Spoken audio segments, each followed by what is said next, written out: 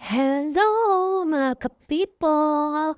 Kung makikita niyo po ang mga mountain kasi po dadalhin ko po kayo sa Corfacan. Ayan po, dahil po may isa po tayong ka-work na pupunta po ng Corfacan at tinawag niyo po sa ating Madja para maging car gift niya. Ayan, natural, sumapit ako. O diba? O sabit-sabit lang pag may time, nika nga. Para naman po hindi sila antukin sa biyahe kasi nga, isa po akong dakilang nyaw-nyaw. Sabi nga ng asawa ko, isa raw akong nyaw-nyaw. In a good term naman, kasi maingay ako in a good term para naman magkising ang ating nagmamaneho do. Kaysa naman yung aantukin yung nagmamaneho, 'di ba, mahirap na. So, kailangan kuwentahan ng kuwentuhan ng mga nagmamaneho, tapos kailangan entertaining, then yung mga nakasakay sa likod natin. Pero naman, 'di ba, tourist na tourist ang tingin nila, o 'di ba, bongga. Ayan po, habang po nasa daan tayo, 'di ba nakita niyo, sobrang linis ng daan. Yan po isa papunta na tayong Corfacan. Akala ko nga pupunta na kami ng Oman kasi tingnan niyo naman yung looks, parang Oman, 'di ba? Pero puwede naman, may daanan naman dito papuntang Oman. O ayan, 'di ba? O 'di ba ang gaganda ng mga mountain. Ngayon kung makikita niyo may parang tibag-tibag kasi ginagawan po nila ng mga daanan. Opo, right, tama po kayo. Tama po ako pala. Tama po na ginagawan po nila ng mga daanan 'yan kasi nga alam niyo naman pong bansang ito is tourist spot kasi marami na pong mga lugar dito sa UAE na nagkakaroon po ng mga tourist spot. Yung bang mga akalain mong lugar na hindi mo pa nararating, yung pala maya-maya makikita mo ano na siya, may daanan na, maganda na siya, nalilok na siya, nagawa na ng mga engineers natin o ng mga architect, o 'di ba? Akala ko nga nung una snow yan 'no, kasi puting-puti siya. Tapos nung paglapit namin, oh my God, yung mountain pala na yan, hindi siya putik.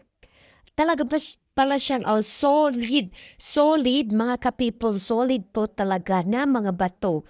Hindi po siya talaga yung lupa na yung kasi minsan inuulan na rin po dito sa UAE, yun pang iniisip ko, akala ko ano siya, lupa or putik.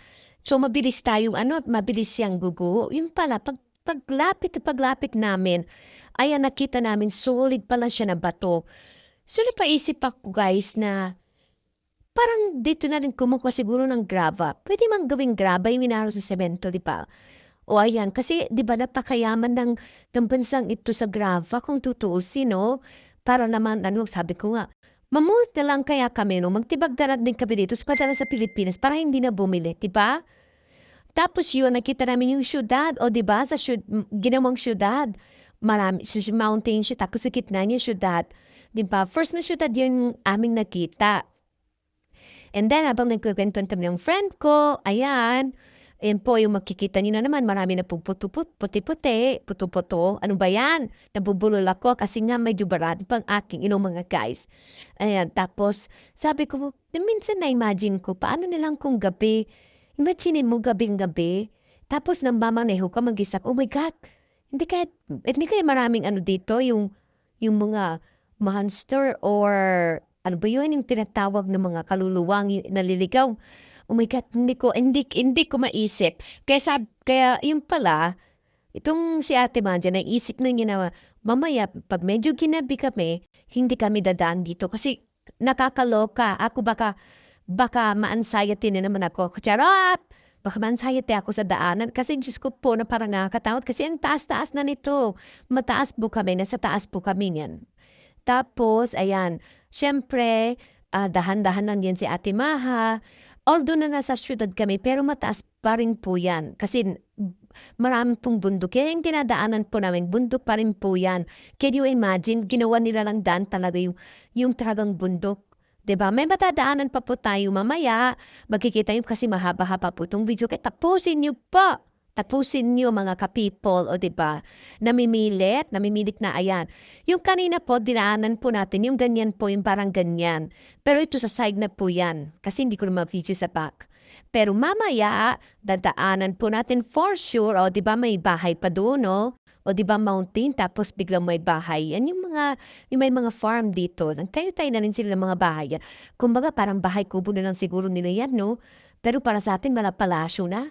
Ayan po, yung tataanan po natin yan mamaya. Ayan, yung sabi nung friend ko na magaling po dito sa Atimaha na dyan po, yung sa harap po mismo natin is dadaan po ulit kami ng mountain. Parang kanina po, babalikan po. Ayan, yan, naumpisahan na po, dinadaanan na naman ulit natin ay purong mountain. Ayan, aakyat na naman po tayo kaya ako'y napapakapit at napapadasal.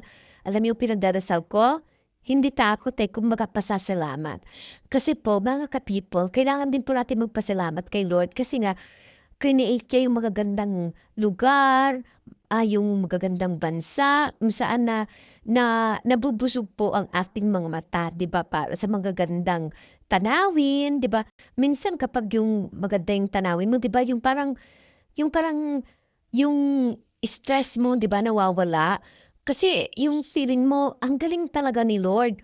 Ang galing niya talagang gumawa ng ng mga bagay na magpapasaya sa atin. Kaya dapat gumawa rin tayo ng mga bagay na magpapasaya rin kay Lord. O di ba? Ganun lang yon. Siyempre, habang nagpe-pray ako niyan, nakadilat pa rin yung mata ko kasi hindi ko maalis yung mata ko, yung paningin ko sa mga nakikita ko na bulubundukin. Kasi yan, yung time na yan, medyo mataas na po kami. Oh my God, sumasakit na po yung tenga ko. Kaya sige, daldal lang din po kami ng daldal para sabi nga nila kapag parang nabibigyan ka na, which is dati na magbingi ako, chat! Ano po, salita ka lang salita or which is kumain ka ng bubble gum, sabi nga, di ba? Kasi feeling namin nasa aeroplano kami kasi halos parang yung wala na kaming marinig, tapos yung tenga namin dyan parang nababaraduhan na, kasi nga nasa tuktok na kami ng bundok. O yan po, pero tignan niyo naman ang daanan. In fairness, ang galing na po ng mga tao ngayon. As in, ang galing nilang gumawa. As in, nakakabilib yung mga talento ng mga tao. Kung sino mang mga gumawa nito, kung sino man ang mga nagtulong-tulong. Oh my God, sobrang gagaling yun. Saludo po ako sa inyo. At least, o diba, tignan niyo, yan, mga purong bato yan. Pero nakakatakot. Inisipin kapag lumindol, no? Kahit na sabihin mo akala mong tigas-tigas, pero may matitibag pa rin ba 'to? Pero anyway, hindi na 'yun ang iniisip ko kasi gandang-ganda ako sa tanawin, which is nag-enjoy din si baby. Yan po, bago po kami makapunta sa Corfacan talaga, iyan po yung tunnel na mapapasukan natin na first tunnel, which is sabi ng mga friend ko rin na 6 na tunnel po yan na dadaanan namin. Yung pangatlo, ang pinakamahabang tunnel. Ito medyo-medyo lang kasi first tunnel lang.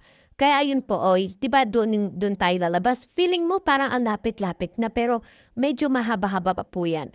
Pero yung tunnel naman dito, in fairness, hindi naman po siya nakakatakot kasi sobrang liwanag. Tsaka may mga exit-exitan 'yan. And just in case na may mangyaring hindi maganda, pwede po kayo exit kasi may mga daanan po siya. May mga pintuan po yan sa gilid-gilid, kanan, kaliwa, kalihan, kaliwa. Wala pong diretso ha. May mga exitan po talaga siya. O di ba, ang galing talaga ng gumawa. Approve na approve ako sa UAE. Very safe place. I love UAE. This is my second home, Kanga. Ayan po, palabas na po tayo ng first tunnel. Makikita na po natin ang liwan-liwanag. Oh my God, God, nasa langit na ba ako? Ay, hindi pa, charot. Papunta pa lang palang Corfacan. Yun lamang ko, guys. Sana nag-enjoy kayo sa view. Mwah!